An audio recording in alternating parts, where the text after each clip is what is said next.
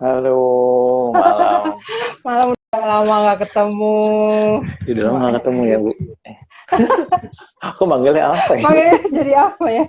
Pertama tante, terus Ci. Terserah manggil apa ya?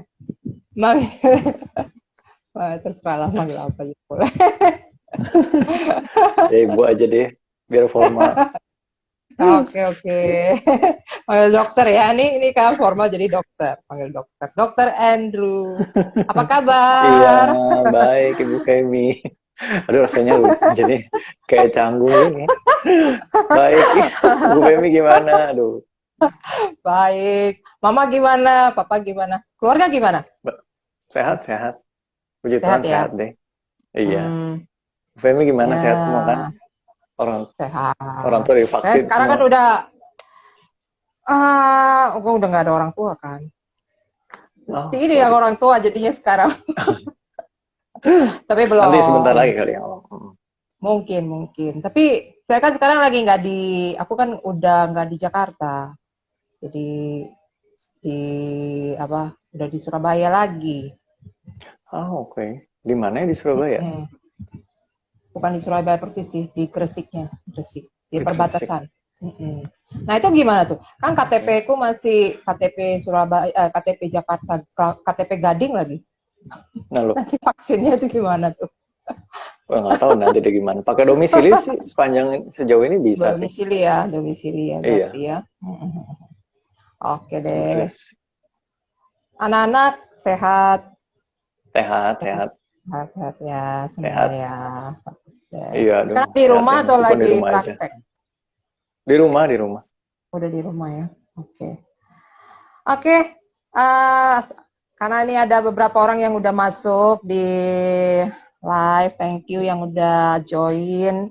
Ya, saya kasih perkenalan dulu. Jadi gini, jadi memang uh, sebelum Lebaran sih, itu seminggu sekali saya pasti bikin bikin IG live ya, bicara-bicara tentang digital karena kan apa kerjaan saya kan hubungannya sekarang digital marketing. Nah, memang dari waktu Hmm. itu udah kepikir memang harus invite satu dokter untuk bahas tentang masalah kesehatan sama dunia digital.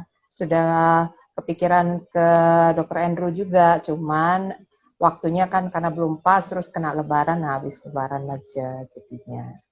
Oke, jadi Iya, untuk yang terima belum kasih tahu, udah di invite. mungkin Dokter Andrew bisa kenalan dulu prakteknya di mana sehari-hari, praktek di mana, kegiatannya apa sekarang. Jadi Ya, kan jadi kalau ada yang selamat. dengar bisa Mm-mm. tahu. Jadi selamat malam semuanya. Perkenalkan, nama saya Dr. Andrew. Saya dokter kandungan. Kebetulan prakteknya di Jakarta. Yang pertama di Jakarta Utara ya, di RSUD Cilincing, kemudian di Royal Progress Sunter dan Klinik ZEP Premier Mall of Indonesia, Kelapa Gading. Gitu. Hmm, Dan malam ini kita khusus ya mau bahas tentang digital, ya ada hubungan dengan digital tapi di dunia kesehatan gitu deh. Yang gimana sih gitu mm-mm. dengan praktek kedokteran. Tapi ini khususnya ya secara general dokter, tapi ya mungkin ini ada secara khususnya karena saya dokter kandungan, mungkin apa yang saya pengalaman saya tidak bisa di-apply untuk semua dokter secara Ya, ya, general gitu ya. ya, ya. Ha, ha, ha. Cuman kan memang marketku juga banyak ibu-ibu. Jadi apa? Apalagi yang generasi milenial ya, jadi yang seumuran sama Dokter Andrew. Jadi pas gitu. Walaupun mungkin yang kita bahas secara general, tapi karena Dokter Andrew kan dokter spesialis kandungan, jadi paling tidak minimal mengerti perasaan mama-mama yang ada. Maksudnya calon-calon ibu mungkin yang memang berhubungan dengan kesehatan mereka juga. Oke. Nah, kalau Tapi waktu berhubung, oh ah, ya berhubung sorry, berhubung di Gresik ya Bu Femi ya, saya ada kebetulan ada mm-mm. temen kok di Gresik di rumah sakit Semen Gresik ya, kalau nggak salah namanya seperti Ah, itu. Ada aku tuh malah nggak salah satu tahu teman nih. saya yang sana ya, di Gresik, Di emang di mana? Gresik, Rumah sakit apa? Semen Gresik kalau nggak salah namanya. Oh, oke oke. Saya malah sebenarnya lebih ke Surabaya daripada main ke Gresiknya, karena Nah, perbatasannya tuh lebih dekat ke Surabaya daripada ke Gresik. Nah, jadi mungkin nanti aku juga harus lebih tahu banyak sih memang yang daerah-daerah sini. Tapi berarti pernah main-main ke sini juga? dulu saya di Airlangga di Surabaya. Oh, waktu spesialis ya? Mm-mm. Iya, Oh, malah nggak tahu aku. iya. Dulu di Surabaya 2 tahunan. Gitu. Jadi Ah, emang ah. ada teman kok di daerah Gresik gitu ada kok. Oh, ngambilnya dulu di Erlangga. Berarti sempet lumayan lama lah ya berarti ya dulu ya sini ya berarti ya. Iya. Oke, nah sekarang di situasi pandemi gini, waktu itu gimana? Siapa? Semua garda depan itu kan pasti tim medis ya, termasuk dokter. Nah, kalau dokter kandungan waktu itu juga seperti apa yang di, maksudnya mungkin ada tugas-tugas tertentu kah juga dulu waktu awal-awal Mm-mm. pandemi? Selain Hmm. karena kan tenaga dokter mungkin terbatas. Apakah juga ikut terlibat dalam eh, apa mengenangani pasien-pasien yang COVID juga ikut apa enggak waktu itu? Kalau saya boleh jawab ya, sebenarnya itu tergantung ya Bu Femi, tergantung dari pertama mungkin di mana dokter yang bersangkutan itu bekerja gitu ya, karena Hmm. masing-masing rumah sakit punya masing-masing, punya protokol masing-masing, punya kebijakan masing-masing, tentu ya Hmm. penanganan masing-masing, dan tidak semua rumah sakit kan menerima COVID Hmm. gitu. Jadi kalau pengalaman saya mungkin ya sangat terbatas karena kebetulan di tempat praktek saya saat ini itu mayoritas tidak menerima pasien COVID gitu. Hmm. Sedangkan kalau di tempat praktek teman-teman saya yang kebetulan memang sudah ditunjuk pemerintah gitu ya Bu Femi, Hmm. rumah sakit kamu menangani COVID misalnya gitu. Nah ya mau Hmm. nggak mau pasti beda tuh protokolnya, beda nanti Hmm. prosedurnya, sampai dengan ya kalau dokter kandungan ya beda nanti operasi, tata cara operasinya seperti apa gitu. Mulai Oh, dari APD-nya akan berbeda gitu. Nanti pasien-pasien yang non-COVID pasti dialihkan ke rumah sakit lain seperti itu. oh, oke. Okay. Tapi Berarti secara overall sih dokter kandungan tidak berhubungan langsung dengan kalau praktek sehari-hari yang non-COVID ya, maksudnya itu resikonya resiko menengah sih, bukan resiko tinggi yang sampai perlu APD-nya level 3 kalau kita bilang yang pakai baju astronot seperti itu khusus harus pasiennya udah confirm COVID kalau seperti itu.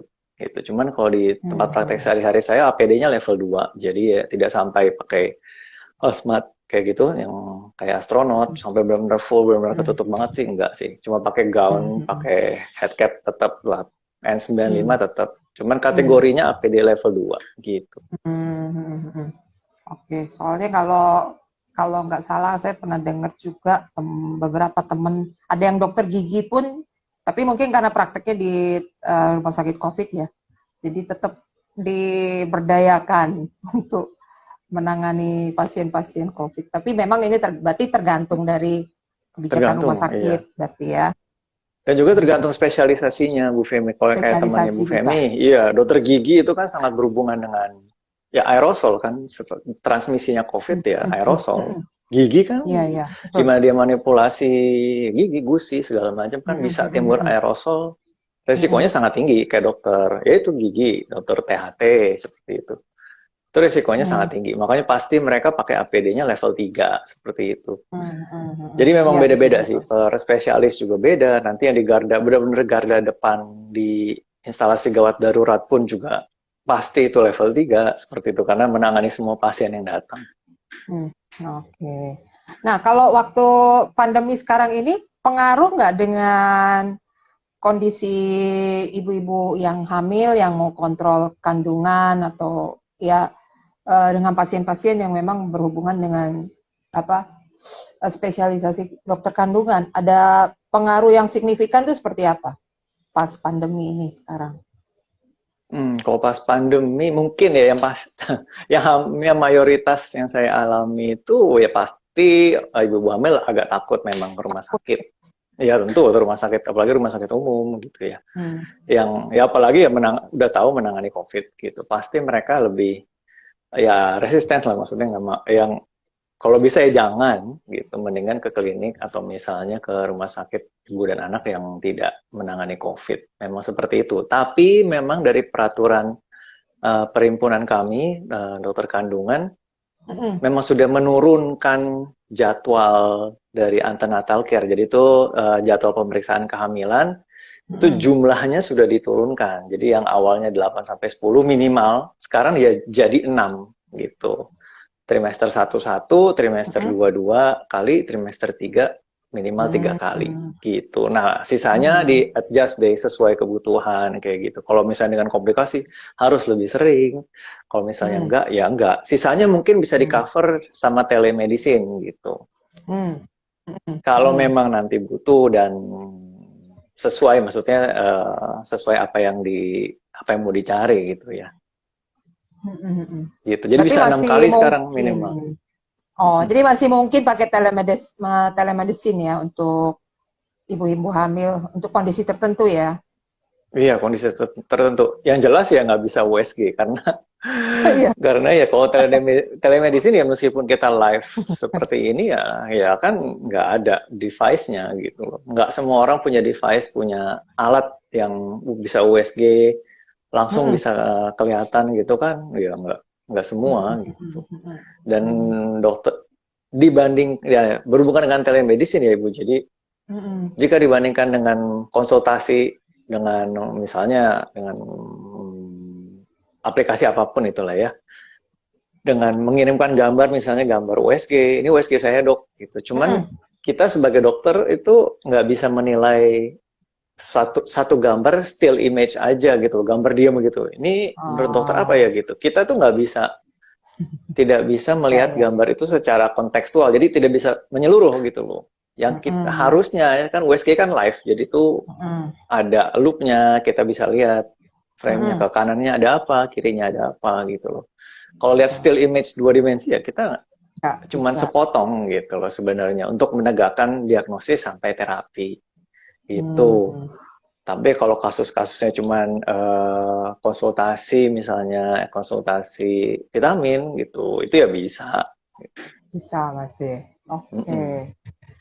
Jadi kalau pendapatnya dokter untuk kemajuan digital sekarang, kan udah mulai banyak pasien, dia itu tadi yang telemedicine lewat media internet atau ya aplikasi-aplikasi ke beberapa dokter-dokter ya. Saya bukan yang umum berarti ya, yang umum. Itu menurut pendapat dokter gimana? Apakah maksudnya terhadap kemajuan digital seperti ini? Apakah sangat membantu, tapi juga ada beberapa hal yang mesti diperbaharui atau apa? Mungkin ada pendapat.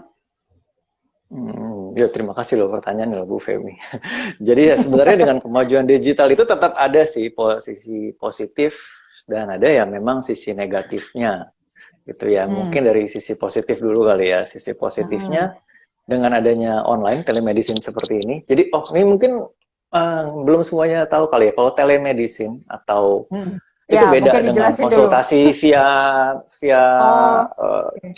chat misalnya via aplikasi itu beda gitu ya. Jadi aplikasi kalau cuma chatting doang itu bukan telemedicine. Jadi yang dimaksud dengan telemedicine adalah live seperti ini nih. Live seperti ini, seperti kita IG live. Jadi dokternya memang ada di menurut peraturan yang dari kementerian, memang dokternya memang harus ada di fasilitas pelayanan kesehatan yang menyediakan menyediakan layanan telemedicine, terus pasiennya juga dengan ada dari fasilitas kesehatan yang merequest ke kita gitu loh, mau dilakukan telemedicine. Jadi nanti pasiennya sama dokternya duduk barengan begini, kita live ngobrolnya gitu. Jadi itu berbeda dengan chatting doang gitu ya, karena kalau chatting, kalau chatting itu sebenarnya bukan termasuk kategori telemedicine gitu. Karena chatting ya itu sebenarnya kalau dibaca dari peraturannya itu belum termasuk sih Bu Femi. Cuman ada satu layanan aplikasi dari pemerintah atau dari Kementerian Kesehatan yang sudah terdaftar, yaitu dari Kementerian Kesehatan sendiri. Kalau misalnya mau lihat tuh ada yang namanya dari Kemenkes telemedicine. Kalau misalnya di search di Google tuh mereka punya gitu loh. Telekonsultasinya tuh mereka udah ada sebenarnya. Gitu.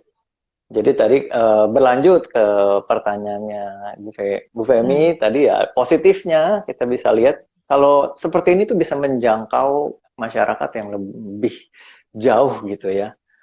Lebih jauh misalnya ya, ini saya Jakarta sama Bu Femi kan di Gresik, itu kan juga udah jauh banget Ya, gitu. Jadi ini memang eh, itu salah satu kelebihannya.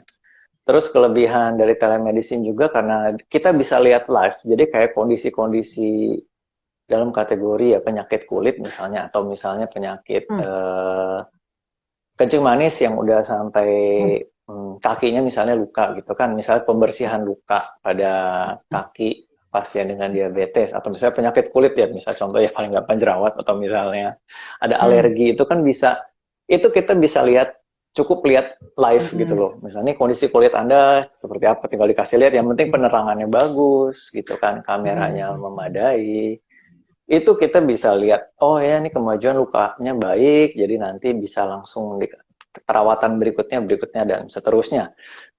Tapi ya itu dia, tapi bagi dokter-dokter mungkin ya seperti saya salah satunya yang perlu USG gitu ya, perlu pemeriksaan langsung tatap muka dan harus pegang, jadi ya itu sisi negatifnya, salah satu kendala. Jadi kayak pemeriksaan, contoh dokter, kalau dokter penyakit dalam itu kan pegang stetoskop, dia pasti mau dengerin ya. tuh, misalnya batuk kan dengerin paru-parunya.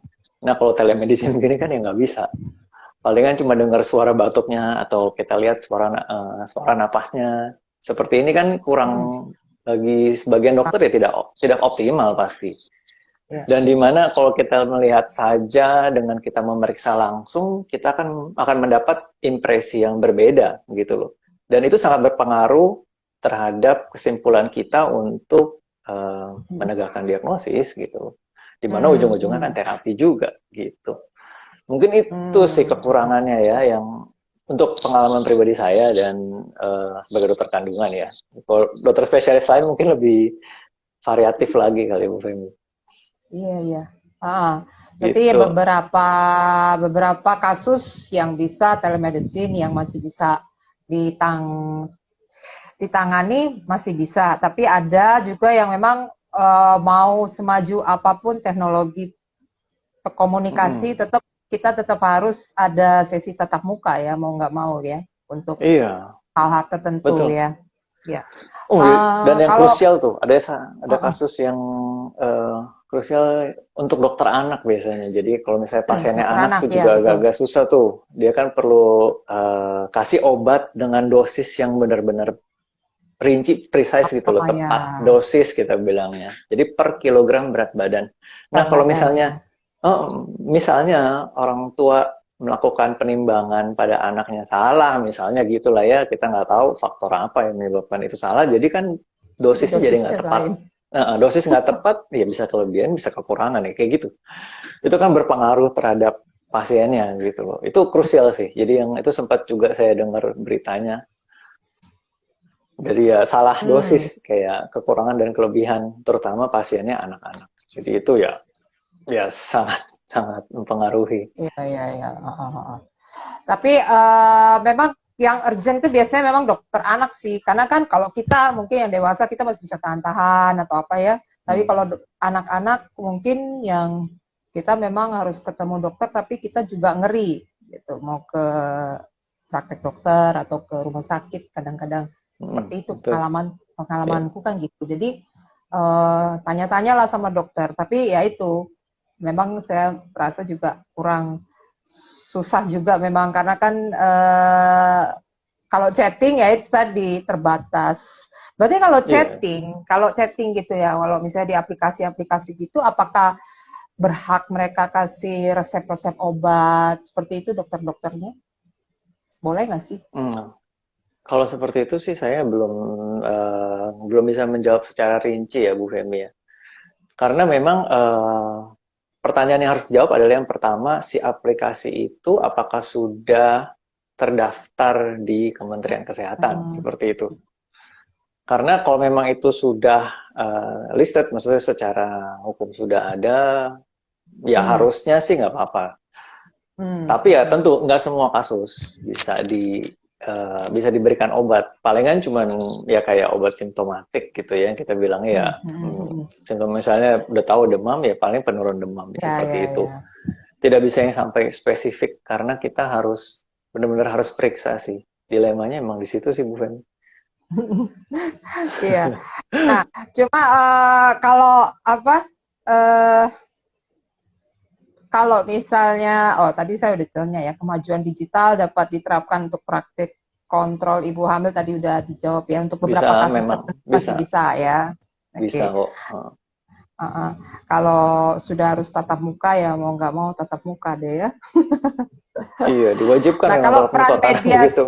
Heeh. iya mau nggak mau sih, karena ya memang kalau sama juga saya juga tanya beberapa terapis juga ya, memang ada beberapa hal yang memang tetap mesti harus dalam bimbingan dokter, nggak bisa langsung lihat dari kamera seperti ini.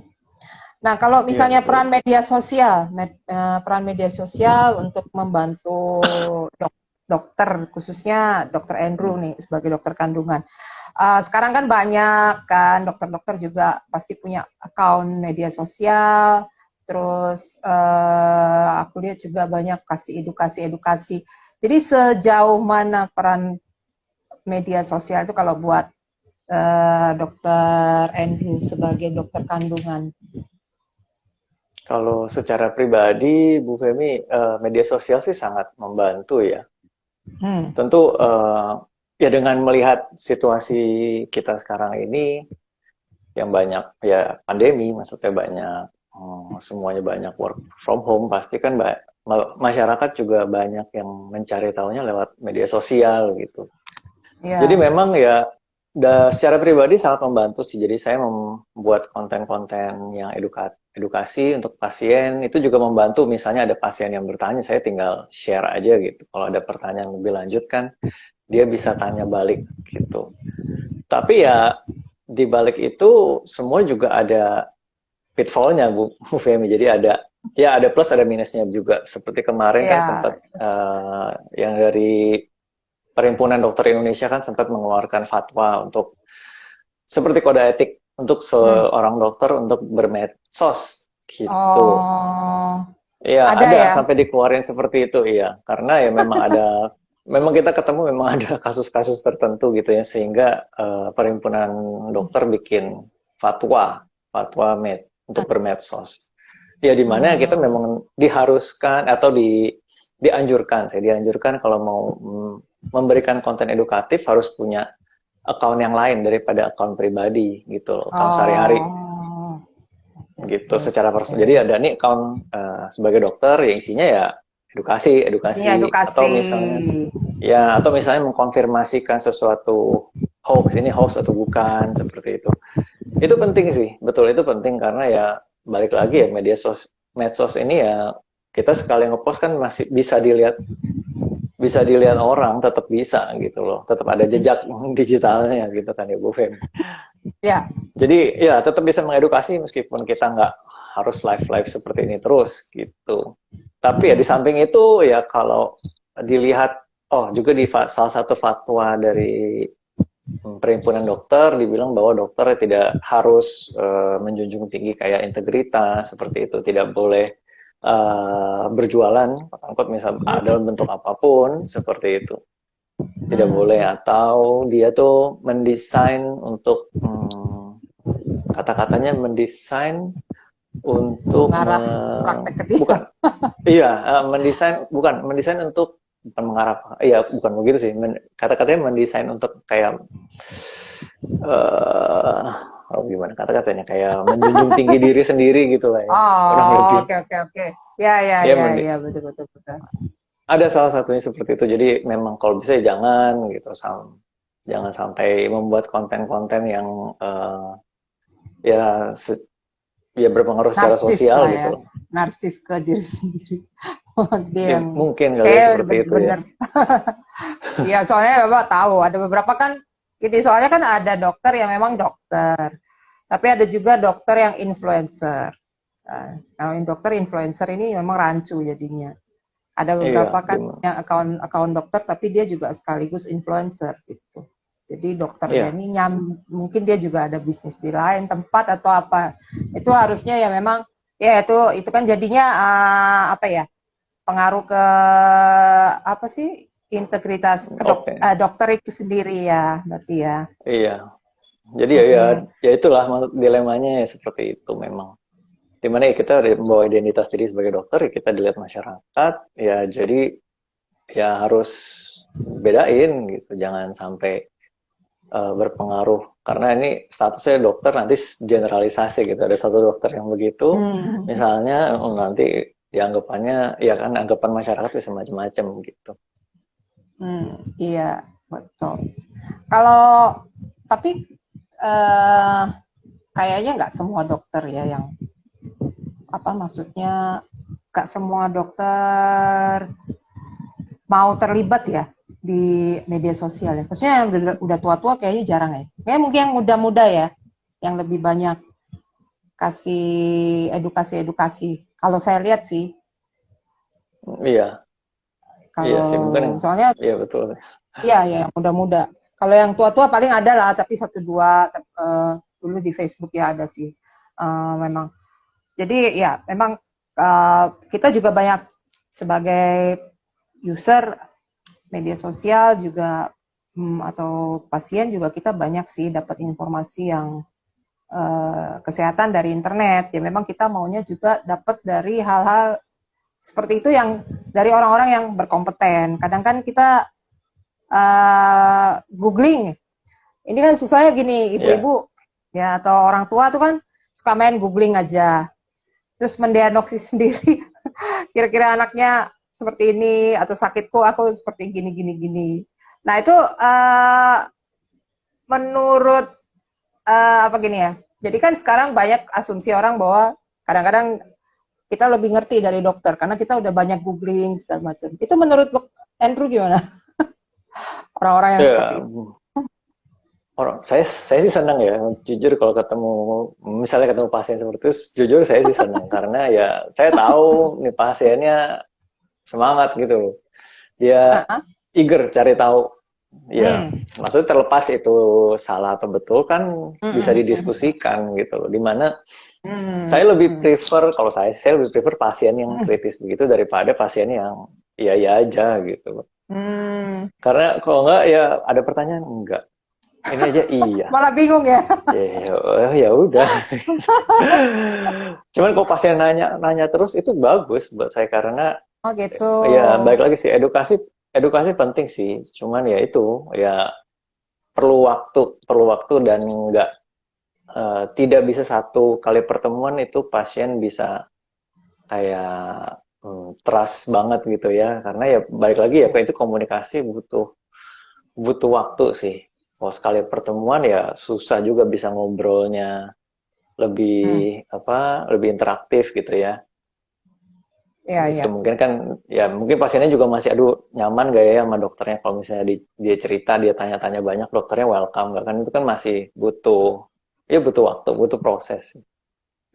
Berarti menurut Dokter Andrew wajar aja ya. Malah mungkin bagus kalau Hmm, kita mencari informasi-informasi. Mungkin kalau sebelum ketemu dokter kita bisa detect dulu kita seperti apa gejala-gejalanya. Itu berarti masih cukup oke lah ya. Selama mungkin oke nggak lah. ngambil keputusan sendiri ya. Iya Nggak ngambil maksudnya keputusan sebelum sendiri. mengambil terapi sendiri ya ya dikonsultasikan dulu deh maksudnya ini bener atau enggak gitu kan Ya, bisa tapi ada diluruskan deh kan kalau kadang kalau kita, apalagi kalau udah yang seperti biasa nih, misalnya, oh biasanya kalau sakit ini aku minum obat ini, minum obat ini. Nah itu kan jadi semacam, kadang ngerasa udah nggak perlu pakai tanya-tanya dokter lagi gitu loh. Pede, pede. Merasa bisa jadi dokter sendiri. Nggak usah sekolah. Ada juga yang kayak gitu sih sebenarnya. Cuman iya. kadang kita juga mikir seperti itu. Cuman ya apa? Saya juga sadar kalau misalnya lagi seperti ini sebenarnya nggak boleh sih ya, karena kan kita juga nggak tahu kondisi tubuh kita. Ini sekarang beda usia aja mungkin udah beda kan ini Iya betul. apa gejala yang ada ya gitu ya. Oke, nah apa tadi mau nanya apa lagi jadi lupa. Lupa jadinya. Eh Apa, bentar, sebentar.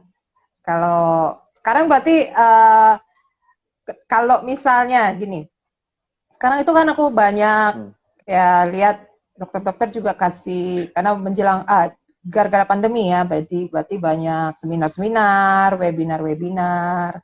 Ya ada yang gratis, ada yang berbayar juga. Nah itu menurut Dokter Andrew gimana? Apakah memang ada apa edukasi juga bisa seperti itu? Ya perlukah dengan cara webinar seperti itu juga? Apa cukup efektif? Terus Dokter Andrew kan kayak pernah ada juga ya beberapa ya webinar Webinar atau ada, ada kan? ada. Nah itu menurut dokter gimana? Dalam kondisi seperti ini, bisakah cukup membantu orang-orang yang perlu tahu banyak gitu dengan cara seperti webinar dan seminar atau apalah gitu? Kalau saya sih ya setuju sih. Setuju ya? Betul, maksudnya situasi pandemi seperti ini. Kalau webinar kan, webinar yang misalnya besar skalanya kan ya nggak mungkin juga gitu kan. Situasi masih seperti ini, masih pandemi. Memang ya salah satu pilihan webinar, betul. Meskipun ya untuk melihat efektivitas ya tergantung sih, ya case per case ya, tergantung orang per orangnya. Kalau misalnya dikatakan efektif ya bisa, kalau misalnya memang dokternya itu menyempatkan waktu khusus gitu ya bisa, efektif juga kok. Gitu. Karena ya webinar kan seperti seminar itu kan ya presentasi gitu, tidak ada yang hands on, beda sama kayak workshop gitu kan, di mana peserta harus datang lah mesti workshop pegang sesuatu, misalnya ada alat atau apa. Ya, tapi webinar ya overall oke kok, bagus, sangat ya, dimana ya kita nggak perlu susah-susah ke tempatnya gitu kan. Antusias yang ikut dari masyarakat juga bagaimana? Yang ikut webinar? Lumayan Sejauh ya? yang saya lihat sih, ya lumayan kok. Apalagi yang relevan ya, misalnya tentang vaksin COVID gitu. Yang dulu yang zamannya pas awal-awal mau vaksin lansia, Sinovac, itu yang ikut webinar banyak. Banyak ya? Banyak. Kalau yang Nanya khusus juga banyak, untuk bagus tuh.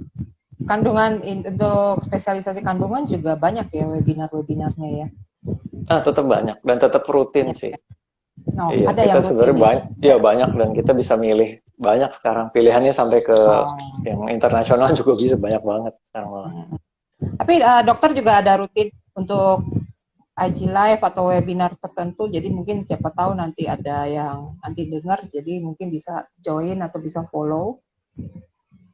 Kalau dari perhimpunan sih biasanya yang kasih tahu, misalnya ada webinar berikutnya tentang ini gitu.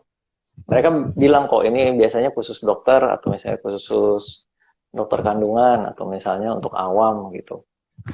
Pasti mereka kasih tahu biasanya. Karena kalau yang khusus dokter ya pasti kan bahasannya beda. Ya, maksudnya yang khusus untuk dibanding awam awam. sih, yang buat awam. Kalau awam rata-rata sih biasanya dokternya kerjasama atau misalnya bikin IG live sendiri ya sih. Ya, Andrew ada bikin, Dokter Andrew bikin Beberapa. sendiri aja. Beberapa tapi nggak rutin. Ya. Oh ya, nggak rutin ya. Berarti kalau nanti ada itu, nanti aku bisa share-share ke teman-teman. Soalnya kan banyak yang generasi milenial yang pengen tahu. Gitu. Aduh, temenannya sekarang generasi milenial. Udah banyak. Oke. Terima kasih ya Dokter Andrew buat waktunya. Mungkin ada pesan-pesan buat kita sebagai orang tua, sebagai masyarakat awam yang tidak terlalu paham dengan kesehatan yang ada sekarang ini. Mungkin ada pesan-pesan terakhir, di IG Live ya, maksudnya buat penonton. Ini nanti aku share di YouTube soalnya juga. Oh iya. Iya, terima kasih.